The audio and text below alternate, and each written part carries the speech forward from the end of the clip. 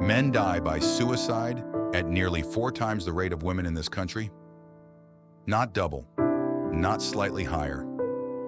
4 times. Almost nobody is talking about why. Not because it isn't important, just because we've decided as a culture that men's pain is something we justify ignoring.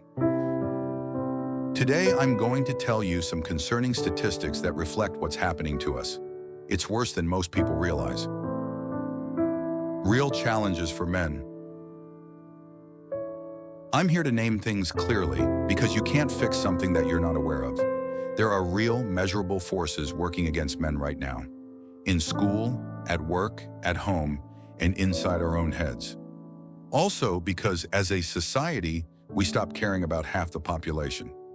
Let's go through it, one by one. Issue 1, the education gap. Boys consistently score lower than girls in reading in nearly every school system that measures it. By the time college rolls around, women earn most of the bachelor's degrees in the US. The gap is widening every year. There are 2.4 million more women than men on college campuses right now. That's a structural shift that has happened over the last 50 years, and almost nobody recognizes the need for a solution to the boys being left behind. This isn't just a problem with the boys. It's a system that was redesigned around a different kind of learner, and nobody adjusted the other half of the equation. If you're a young man right now wondering why school never clicked for you, it's not because something's wrong with you. It's because the system wasn't built around how your mind works. Issue 2, the work and purpose gap. Then you hit the workforce and the ground keeps shifting. Manufacturing jobs, the kind that used to hand a man a paycheck and a sense of purpose at the same time, have been disappearing for decades, hit by automation and offshoring. The middle-skilled jobs that gave men dignity without a college degree are vanishing faster than new ones are emerging to replace them. The percentage of American men working or actively looking for work recently hit its lowest point since 1948 outside of the pandemic shutdown. That's not a talking point. That's the data. Often losing a job isn't just losing income. It's losing part of your identity. For a lot of men, we define ourselves by our careers. Take that away, and you don't just have an unemployed man. You have a man who doesn't know who he is anymore. Issue 3. The friendship recession. Here's one that doesn't get talked about enough. Men's friendships have been collapsing for 30 years. In 1990, more than half of men said they had 6 or more close friends. Today, that number is barely a quarter. Roughly 1 in 7 men now say they have no close friends at all. Here's the part that catches people off guard. Men don't necessarily report feeling lonelier than women overall. The real gap is somewhere else. Men reach out for support less, lean on friends less often, and are far less likely to say they turn to a friend or a therapist when things get hard. We go quiet instead. We carry it alone. And carrying it alone, generation after generation, is exactly the kind of thing that doesn't show up on the surface until we are in a mental health crisis. Issue 4. Fatherlessness and the cycle it creates. This is personal for a lot of us.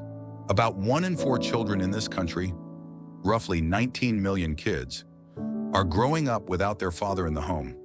It's not always because men don't want to be there, but because divorce courts, custody systems, and culture itself have often pushed fathers to the margins of their own kids' lives. The research is consistent.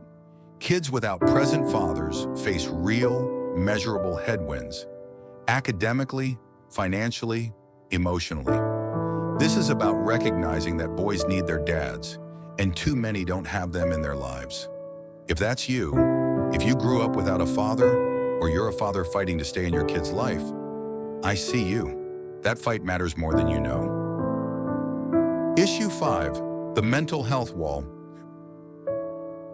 Bring it all together. The school system that didn't fit, the job that disappeared, the friendships you let fade, the father who wasn't there, or the kids you're fighting to stay close to, and you get men who are drowning silently. In 2024 alone, nearly 39,000 men died by suicide in this country, compared to under 10,000 women.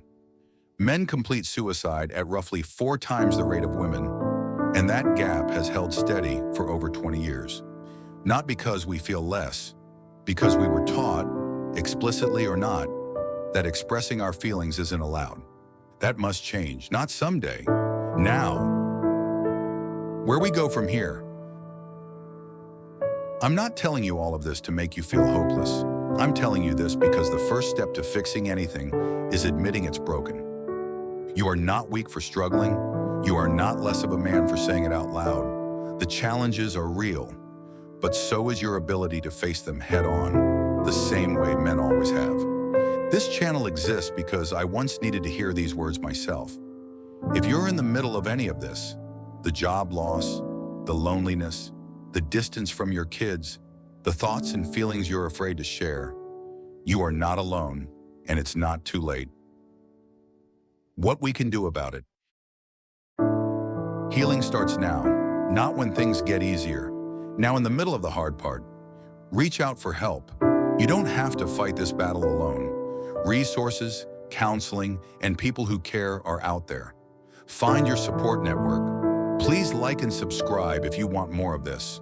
Not the noise, not the outrage, just the truth about what we're up against and how we move through it. I'll see you in the next one.